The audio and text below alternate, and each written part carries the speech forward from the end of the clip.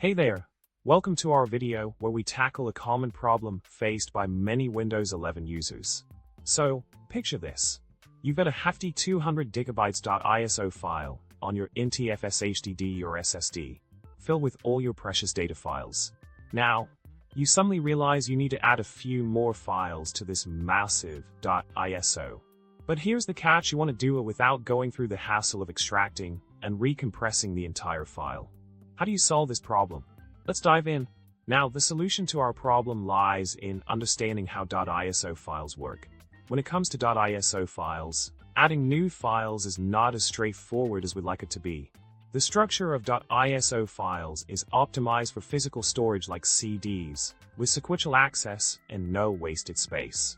So, whenever you add or remove files from a .iso, the entire file needs to be recreated.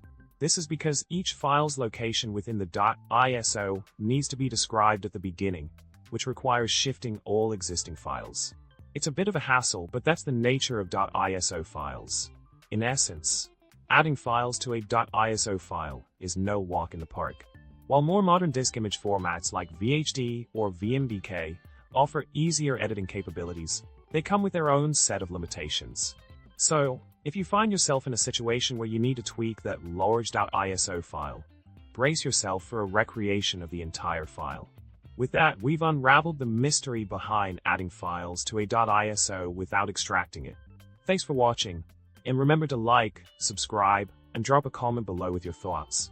Until next time.